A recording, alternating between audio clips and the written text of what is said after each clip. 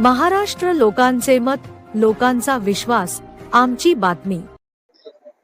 आजचा हा कार्यक्रम जो आहे तो लोकांनी अंधश्रद्धेतून बाहेर यावं आणि आपल्यामध्ये वैज्ञानिक दृष्टिकोन निर्माण करून घ्यावा, यासाठी हा समस्या मार्गदर्शनचा कार्यक्रम आहे।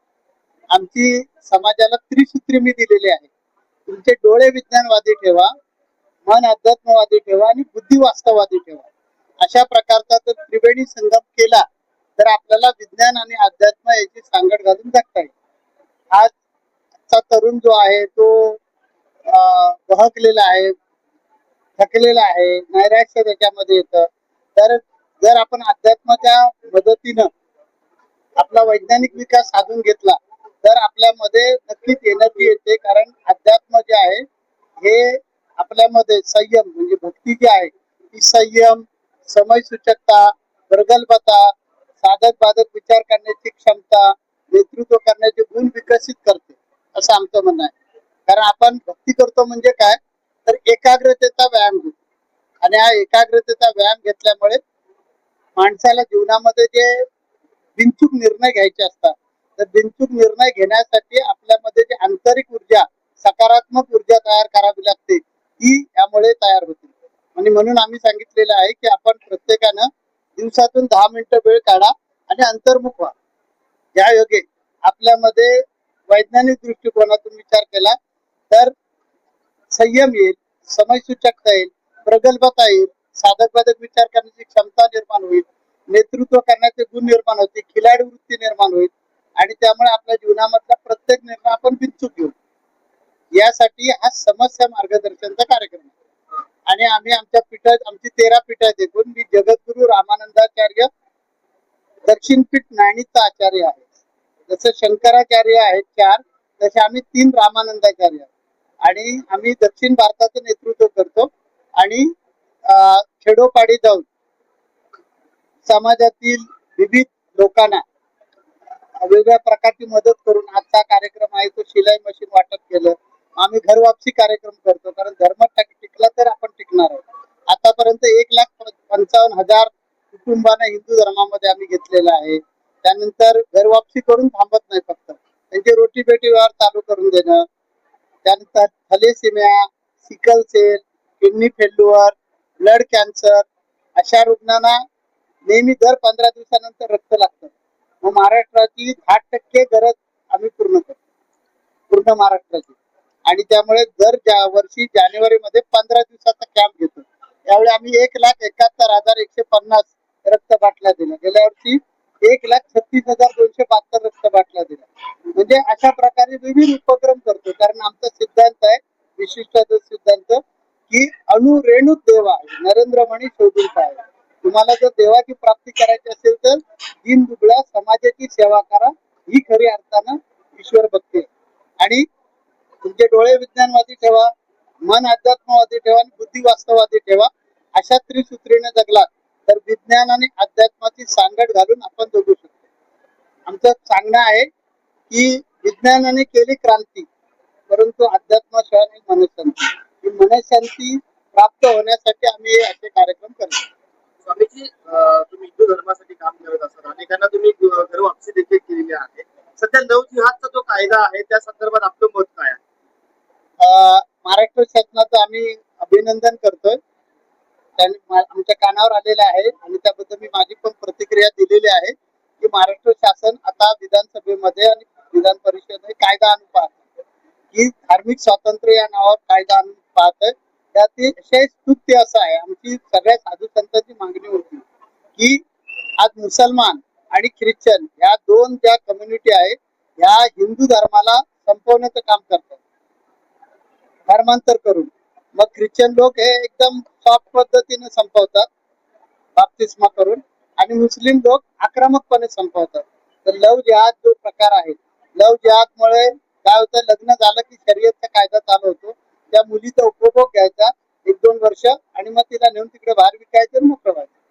महाराष्ट्रामध्ये गोवंशीय बंदी कायदा लागू आहे, तरी पण मोठी संख्येत गोमातांची हत्या होती, गोमाता बरोबर आहे, चालू आहे ते। आणि त्याच्यासाठी हिंदू समाजाने जागृत झालं पाहिजे आणि जो कायदा आहे त्या कायद्याचा फायदा उचलून त्या कायद्यान्वये असे जे लोक काही चुकीचे कृत्य करतात त्यांना कायद्याप्रमाणे कडक शासन जर झालं तर ही जबाबदार, कारण आम्ही मला वाटतं माननीय एकनाथजी शिंदे यांनी तिला राष्ट्रमाता म्हणून घोषित केलेलं कायदा करून, हा राजमाता म्हणून केलेला आहे, तर ते होणं गरजेचं आहे.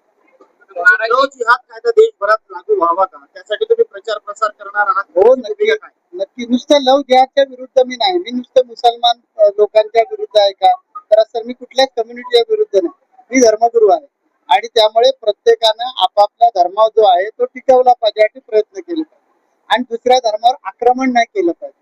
लव जिहादला माझा विरोध का आहे, कारण तुम्ही हिंदूंच्या मुली बसून प्रेमाचं नाटक करून त्या पोराला कम्युनिटी कडून पैसे जातात आणि मग तो हिरोगिरी करतो, चमकीगिरी करतो आणि तो मुलगा त्या मुलीला प्रेमात खेचतो, तिच्या लग्न करतो आणि नंतर तिला विकून टाकतो.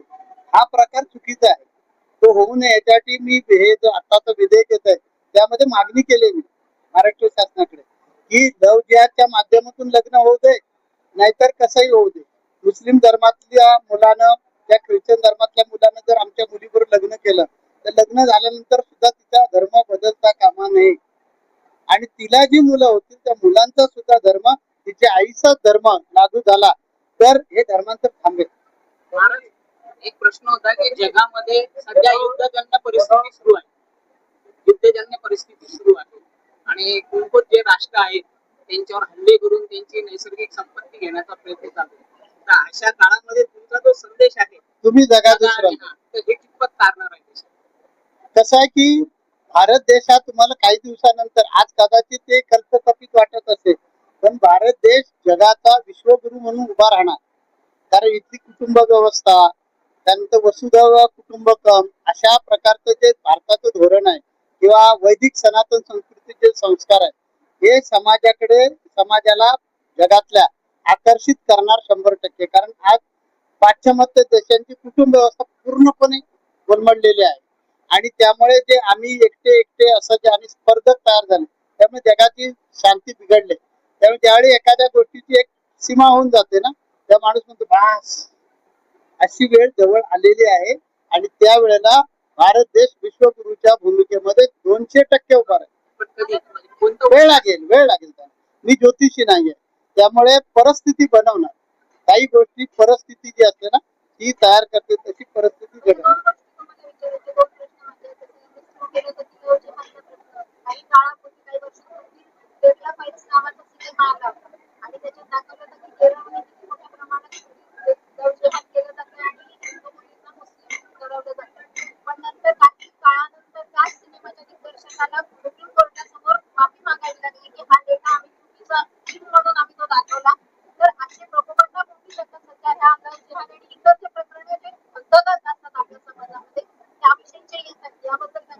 जोपर्यंत धर्म संघटित होत नाही, हे राजकीय लोकांनी जातीपातीमध्ये जो धर्म वाटलेला आहे त्यामुळे ही परिस्थिती निर्माण झाली. जोपर्यंत धर्मगुरूंच्या नेतृत्वाखाली संघटित होत नाही तोपर्यंत धर्माला न्याय मिळणार नाही. कुठलाही राजकीय पक्ष जो आहे तो धर्माला संघटित करू शकत नाही. धर्मगुरू या नात्याने माझं प्रामाणिक आणि त्यामुळे हिंदू धर्मीय लोकांनी आपल्या धर्मगुरूंच्या नेतृत्वाखाली संघटित व्हावं.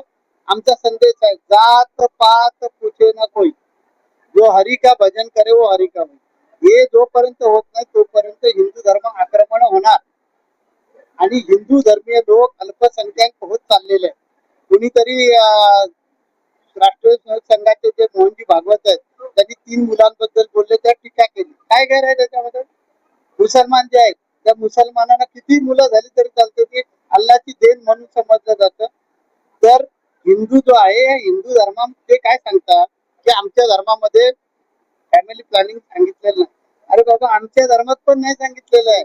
आमच्या धर्मामध्ये पूर्वीचे साधू संत अष्टपुत्र सौभाग्यवती भव असं सांगायचे. मग आम्ही देशाची स्वायत्तता, देशाचा विचार करून थांबलो ना दोघांवर, पण ही संख्या थांबत नाही ना. एका बाजूला तुम्ही ज्या वेळेला तुमचं संख्या वाढवत जाता आणि दुसऱ्यानं फक्त शांत बसायचं तर चालत नाही ना. स्वातंत्र्य जे आहे ते महात्मा गांधींच्या तत्वानं नुसतं नाही मिळालेलं आहे. वीर सावरकरांची पण आवश्यकता होती, आगरकर पण आवश्यक होते, लोकमान्य टिळक पण आवश्यक होते. त्यावेळी दोन्ही जहाल आणि मवाळ ज्यावेळेला पंत एकत्र आले त्यावेळी भारत देश स्वतंत्र आला, ते इंग्रज याच्यात टाकून गेले नसते. मला हे म्हणायचंय की हिंदूंनी फुलं वाढवावी का मुसलमानांवर कायदा आणून त्यांना थांबवलं पाहिजे? मुसलमान जे आहेत तर मुसलमानांनी कायदा आणून थांबवलं पाहिजे, कारण जगाची लोकसंख्या वाढत चालली, भारताची लोकसंख्या वाढते, भारताची जी भूभाग आहे तो वाढणार नाहीये ना, तो वाढणार नाहीये. मग त्याच्यासाठी मुसलमानांसाठी कायदा केला पाहिजे, सगळ्यांसाठी, म्हणजे तो आहेच कायदा.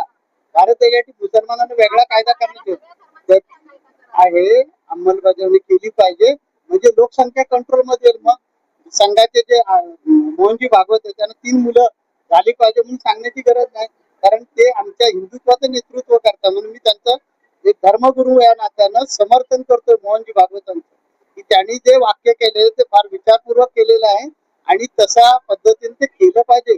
कुणीतरी एक समर्थपणे, एक कणखरपणे भूमिका मांडली पाहिजे, ते त्यांनी मांडलेले. त्यामुळे धर्मगुरू या नात्याने मी त्यांच्या पाठीशी. मला दुसरा प्रश्न तुम्हाला हा विचारायचा आहे, जर वापसी या कायद्यावर या सगळ्या याच्यावर तुम्ही काम करता आणि त्या लोकांचं तुम्ही घर वापसी करून घेतलं, कदाचित तुम्ही त्यांच्याशी संवाद साधला पण असेल.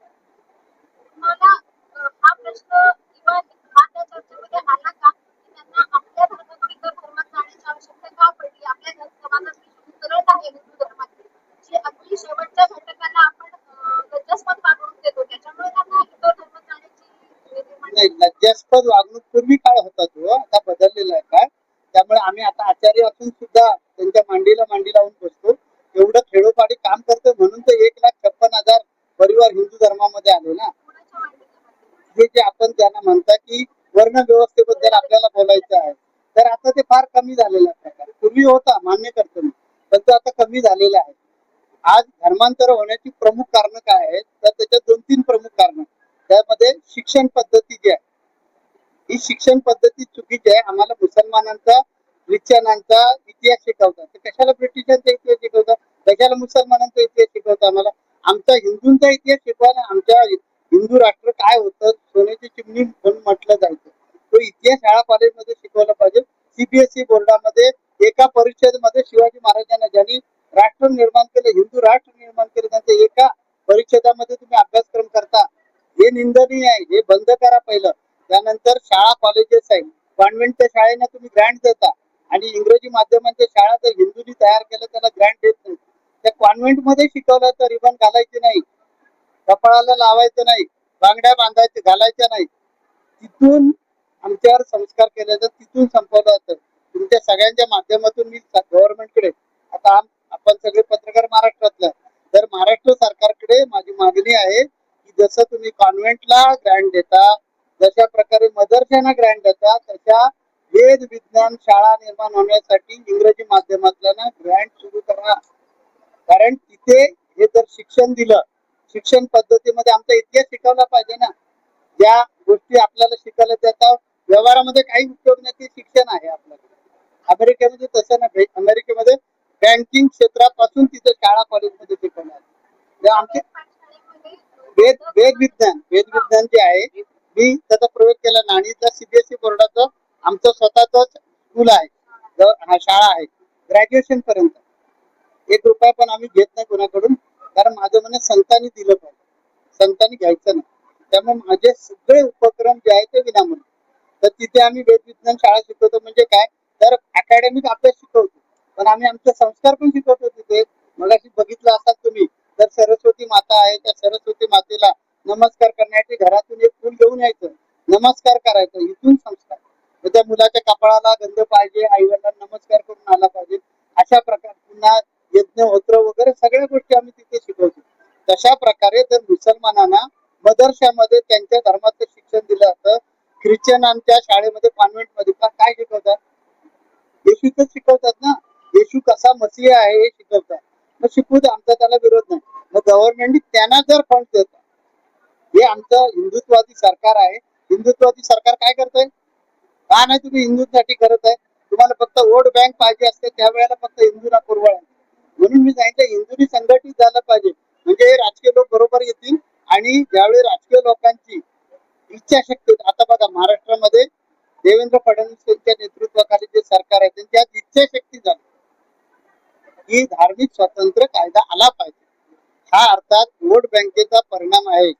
मागच्या विधानसभेच्या इलेक्शन मध्ये आम्ही साधू संत मी पण केलेला आहे त्याच्यामध्ये विधानसभेच्या इलेक्शन मध्ये आम्ही जे आमच्या वोट बँकेचा आवाज दाखवला ना त्यावेळी सरकार हे काम करतं आणि त्यामुळे सरकारने आम्हाला कॉन्व्हेंट सारखं अनुदान द्यावं आमच्या समाजातले लोक पुढे येतील आणि ते इंग्रजी माध्यमचं शिक्षण चालू करतील आणि वेगवेगळ्या शाळेच्या जो टायमिंग असेल त्या वेळापत्रकामध्ये अकॅडमिक शिकवू आम्ही आणि बाकीच आमची संस्कृती आमचे जे संस्कार आहे हे मूल्यवर्धित संस्कार आहे हे आवश्यक आहे ते झाले तर म्हणजे तुम्ही वेद विज्ञान शाळेसंदर्भात बोलला फक्त वेद विज्ञान शाळा ही म्हणजे तुम्ही जी सुरू केलं तेवढ्या पुरतीच आहे इतर महाराष्ट्रामध्ये आपण जर पाहिलं तर कुठेही वेद विज्ञान शाळा दिसत नाही अनेकांची इच्छा आहे परंतु पण इंग्रजी माध्यमांना पैसे देत नाही ना आज मी इंग्लिश मीडियम ना पण त्या काम असतो बऱ्याच जणांना प्रश्न आहे आमची मराठी टिकायला नको का मराठी टिकलीच पाहिजे पण आज शेतकऱ्याचा मुलगा सुद्धा म्हणजे शेतकरी भांडी घालणारी बाई जी असते ना तिला काय वाटत असतं माझा मुलगा इंग्लिश मीडियम मध्ये शिकला पाहिजे आणि त्यामुळे तो इंग्लिश मीडियमचा जे बोर्ड आहे ती जाणार कुठे कॉन्व्हेंट मध्ये जाणार तिथे त्यांच्यावर जर सुरुवातीच्या काळात ज्या काळामध्ये त्या मुलांवर संस्कार केले पाहिजे तिथेच येशू मसीहा शिकवला कसा धर्म टिकणार तुमचा त्यामुळे तिथे ते शिकवा त्यानंतर दुसरी गोष्ट शाळा कॉलेजमध्ये आम्ही ज्यावेळी कॉलेजला होतो त्यावेळी आम्हाला ज्ञानेश्वरी होती आम्हाला स्वामी विवेकानंद होते आज काय आहे? काहीच नाही मग हे करायचं कोणी गव्हर्नमेंटनी करायचं तुम्ही गव्हर्नमेंटची इच्छाशक्ती पाहिजे त्यासाठी प्रेशर गट आम्ही संतांनी करायचं आम्ही राजकारणात नाही आलो पुढील काळात तुम्ही या सर्व गोष्टींसाठी आंदोलन उभं करणार आहात का? आंदोलन आम्ही प्रेशर गट तयार करतोय आम्ही विधानसभेमध्ये दाखवलं ना चित्र की आमच्या हिंदूंचं काय आहे ते कारण ज्या वेळेला ज्या पक्षांची अपेक्षा होती आम्हाला की अरे ह्यांनी हिंदुत्व उचललं पाहिजे त्यांच्या पाठीमध्ये ज्यावेळी हिरवे बाकीचे झेंडे उभे राहिले त्या आम्ही उठलो ना सगळेजण आणि लोकसभेचं चित्र विधानसभेमध्ये बदलून टाकलं राजकीय लोकांना पण गॅरंटी नव्हती की असं चित्र निर्माण होईल ते वोट बँकेचा विजय आणि तो साधू संतांनी केलेला प्रयत्न धर्मवापसीबद्दल बोलत होते की कुठल्या 3 मुद्द्यांमुळे धर्मांतर होतं तर ते मुद्दे राहिले तुमचे. आता त्याच्यातला हा एक सांगितलं शाळा पाहिजे दुसरी गोष्ट संस्कार वर्ग सुरू झाले पाहिजे कारण धर्म जो आहे आता धर्मावर डायरेक्ट बोलू शकता नाहीतर तुम्ही पत्रकार मंडळी आमचा कुठलाही सण आला की अशा प्रकारचे काही लावायचे की हिंदू धर्म कसा पुसटलेला विचारात आहे ते सांगितलं जायचं तर धार्मिक शिक्षण देण्यासाठी अनेक धार्मिक जे नेते आहेत धार्मिक संत आहेत त्यांनी पुढे आलं पाहिजे आणि संस्कार केले पाहिजे जे मी करतोय म्हणून मी ते सांगतो हा दुसरा मुद्दा आहे आज धर्मांतर होण्याचं कारण काय अज्ञान आहे आज मी जे धर्मांतराचं काम करतो त्यावेळी माझ्या लक्षात आलं दर महिन्याला करतो या महिन्यामध्ये गोव्यामध्ये मी 300 कुटुंबांना हिंदू धर्मामध्ये आणले या फेब्रुवारी महिन्यामध्ये गोव्यामध्ये 300 कुटुंबांना आणले छत्तीसगडमध्ये 200 आणले नागपूरमध्ये 500 आणले या महिन्यामध्ये झालाय हा कार्यक्रम तर हे आम्ही काम सातत्याने करत असताना लक्षात आलं की हे लोक आमच्या आर्थिक परिस्थितीचा फायदा उचलतात ही एक गोष्ट दुसरी गोष्ट अज्ञानाचा फायदा उचलतात खेडोपाडी जे शिक्षण पोचलेलं नाही आणि त्यामुळे अज्ञानपणामुळे लोकांना अंधश्रद्धेचे बळी पाडतात उदाहरणार्थ सांगायचं झालं तर एखाद्याला मूल नाही त्याला येशूच्या प्रार्थनेला चला येशू तुम्हाला मूल देईल त्याला तुम्हाला बरं नाही येशूच्या प्रार्थनेला चला अशा प्रकारे जे केलं जातं अंधश्रद्धा निर्मूलन समिती आहे कुठे जी अंधश्रद्धा निर्मूलन समिती तुटून प्रत्येक हिंदूंच्या प्रत्येक गोष्टीवर टीका करते मग ख्रिश्चन हे जे धर्मांतर करतात अंधश्रद्धा निर्मूलन समितीला कळत नाही का अंधश्रद्धा निर्मूलन समिती या ख्रिश्चन मिशनरीला विकले गेले त्यांच्या पैशावर अंधश्रद्धा निर्मूलन समिती चालते का हा माझा सवाल आहे जसं तुम्ही सांगताय की ख्रिश्चन धर्मामध्ये असं सांगितलं जातं मूल होत नाहीये तर चला ख्रिश्चन तसंच हिंदूमध्ये पण आपले संत आहेत बागेश्वर बाबा आहेत आपले किंवा आपले कृष्ण जे आहेत ते सांगतात लोटा वाहा तुमचं काम होतंय हे बघा आस्था जी आहे ना ती आस्था निर्माण करावी लागते समाजामध्ये कारण जोपर्यंत तुम्ही आस्थेनं वळवत नाही त्यानंतर ते पुढे काय सांगतात ते आपण ऐकलं गरजेचं आहे आपण काय होतंय की तेवढंच एक वाक्य उचलतो आणि आपण छापतो हे चुकीचं आहे त्याच्यानंतर त्यांचं कार्य काय चाललेलं आहे त्याचा जर अभ्यास केला मला वाटतं पत्रकार बंधूंनी तर बरं होईल त्यामुळे हे नुसतं तेवढंच नाही काम करत ख्रिश्चन मिशनरी काय करते प्रार्थनेकडे घेऊन जाते आणि बाप्तिस्मा करते ना आणि मग हळूहळू सांगते की तुमचे देव फेकून द्या याची गरज नाही फक्त येशूच मसीह आहे त्यांच्या प्रार्थनेला विरोध नाही माझा पण त्याच्यानंतर जो प्रकार मिशनरी करते कारण त्यांनी बगड्याचं सोंग घेतलं बगळा तासन तास उभा राहतो एखाद्या साधू सारखा कारण त्याचं एक टार्गेट असतं मला माझं जे ट्रीटमेंट करायचं आहे ते उचलून घेतलं की निघालो माझा मिळाला की मी निघालो तसं त्यांचं त्याला माझा विरोध माझ्या ख्रिश्चन लोकांना, मुसलमान लोकांना बिलकुल विरोध नाही. मुसलमान माझे काही शिष्यगण आहेत. गनी अहमद सय्यद म्हणून जो माझा एक भक्तगण आहे, आमच्या परभणी मठावरून 25 वर्ष आमची दिंडी जी आहे त्याचं नेतृत्व करतो. गनी अहमद सय्यद म्हणून त्याचं नाव. त्या मी मुसलमानांच्या, ख्रिश्चनांच्या विरुद्ध नाही, प्रवृत्तीच्या विरुद्ध. आणि धर्मगुरू म्हणून माझं काम आहे ते मला करायला पाहिजे.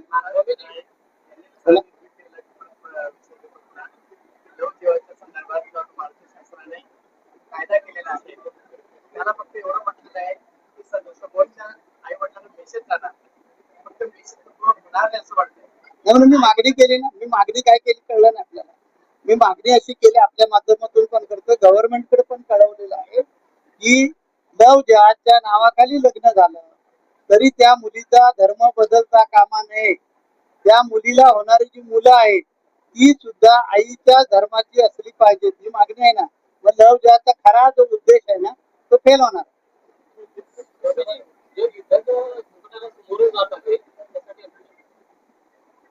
ही चालणार, कारण ज्यावेळी राम होता ना त्यावेळी रावण होता, कृष्ण होता त्यावेळी कंस होता. त्या ह्या ज्या प्रवृत्ती आहेत समाजामध्ये वाढलेल्या की मी मोठा हे स्पर्धा आहे. जर युद्धाचं मूळ जर काढलं, निचोड म्हणतो त्याला आपण, ते काढलं तर काय नाही, अमेरिकेला मोठा आहे हे दाखवायचंय. त्यांनी काय केलं की आपण जिथे तिथे दादागिरी केलं. तर युक्रेन युद्ध कुणी खेळलं? अमेरिकेने खेळलं. आणि रशियाला नामोहरण करण्याचा प्रयत्न झाला. नंतर रशियाच्या समोर युक्रेन टिकलं, पण 3-4 वर्ष युद्ध चाललं. आता रशिया काय म्हणाले, तुम्ही जर असे असाल तर आम्ही दाखवतो. इराणमध्ये खरंच कॅपॅसिटी आहे का? नाहीये. इराण आज अमेरिकेला टार्गेट करते रशियाच्या जीवावर. त्यांचे सॅटेलाइट वापरले जात आहे, त्यांच्याकडून फंड्स मिळतात, त्यांच्याकडून युद्ध सामुग्री मिळतात. त्या मी तू पणाचं जे चालू आहे त्यामुळे जग विनाशाकडे चाललंय आणि म्हणजे अटळ आहे, हे घडणारच आहे. शेवटच्या दोन गोष्टींमध्ये विचारायचं, रामानुजाचार्य हा जो पंथ आहे या पंथाचं पूर्ण भविष्य कसं आहे, कुठल्या गोष्टीसाठी काम सुरू आहे, त्याचमुळे त्या सारख्या भविष्यात हा तुझ्या हाताच्या दिशेने त्याचं महत्त्व. हा धर्मदंड आहे. मी धर्मगुरू आहे ना, त्यामुळे हा धर्मदंड आहे, हा ध्वज नाही. आम्हाला कोर्टासारखा अधिकार आहे. आम्ही आमच्या धर्मातल्या व्यक्तीला दंडित करू शकतो, काढून टाकू शकतो, धर्मामध्ये घेऊ शकतो. म्हणून तर 1,55,000 लोकांना जे आम्ही घेतलं ते या अधिकारातच घेतलं का माझा अधिकार आहे. धर्मामध्ये काही रूढी परंपरा प्रथा ज्या जुन्या झालेल्या असतात, त्या कालवत झालेल्या असतात, त्या काढून टाकण्याचा आम्हाला अधिकार. म्हणून याला दंड म्हणतात. जसं कोर्ट, न्यायपालिका, जिथे तिथे जिथे दंड असतो तिथे कायदा होतो. मागच्या 5 वर्षात काढून टाकलेल्या प्रथा कोणत्या आहेत? आम्ही अंधश्रद्धा ज्या आहेत त्या गेल्या पाहिजेत. म्हणजे वेगवेगळ्या रूढी परंपरा कालबाह्य होतात ना, त्या कालबाह्य झालेल्या रूढी परंपरा काढून टाका. देव जो आहे तो नुसतं दगडातच बघू नका. देव चराचरात आहे, अणुरेणूत देव आहे, नरेंद्र म्हणे शोधून पहा. हा माझा सिद्धांत आहे. आमचा विशिष्टाद्वैत सिद्धांत जो आहे, हा विशिष्टाद्वैत सिद्धांत खऱ्या अर्थानं रामानुजाचार्याने आणला. तो वेदांत काळातला आहे सिद्धांत की सगळ्या प्राणी मात्रांमध्ये एकच सत्व आहे. त्यामुळे सर्वांची जी शरीर आहे ती परमेश्वराचं शरीर मानलं जातं. मग पुढे आले रामानंदाचार्य 1300 सालमध्ये. तर रामानंदाचार्यांनी सांगितलं की त्याची जर प्राप्ती व्हायला पाहिजे असेल, भगवंताची प्राप्ती व्हायला पाहिजे असेल तर भक्तीच्या माध्यमातून त्याला शरण द्या. म्हणून त्यांनी भक्ती आंदोलन सुरू केलं. आणि म्हणून आज समाजामध्ये शांतता आहे, समाजामध्ये एकोपा आहे. तोच विचार घेऊन आम्ही पुढे आलो. आम्ही त्यांच्या गादीचे वारस झालो आता. त्यामुळे त्यांच्या गादीचे वारस झाल्यामध्ये मी भक्ती आंदोलन चालूच ठेवलेलं आहे. त्याचबरोबर सेवा आंदोलन. सेवा करा, रंजले गांधींची सेवा करा, त्याच्यामध्ये परमेश्वर असं. धन्यवाद. स्वामीजी, तुम्ही हिंदुत्वासाठी किंवा समाजासाठी प्रयत्न करताय. मात्र राजकीय इच्छाशक्ती म्हणा किंवा राजकीय पाठिंबा सहकार्य तेवढं मिळतं का नाही? मिळणार नाही. आम्ही ते उभं करायचं असतं, धर्मपूरचं काम आहे ते. मिळणार नाही ते. आम्ही आमची ज्यावेळी वोट बँक आहे असा सिग्नल मध्ये मध्ये देत असतो. आपण दिला की तुमच्या माध्यमातून. तुम्ही असं समजू नका की आमची वोट बँक नाहीये. त्या राजकीय लोक येतात जागेवर, मग इच्छाशक्ती निर्माण होते. आज जे विधेयक येत आहे ही इच्छाशक्ती जागृत झाल्यामुळे झालं. कारण पुढच्या इलेक्शन मध्ये आम्ही जर धर्मासाठी काही करू शकलो नाही तर धर्माकडे जाता येणार नाही, हे राजकीय लोकांना कळू लागलेलं आहे. आणि त्यामुळे जे विरोधक होते त्यांचा विरोध हळूहळू मावळलाय. स्टेजवर आपण बघितलं सगळ्या पक्षाचे लोक आले होते, ते त्याच होतं. प्रेशर आहे.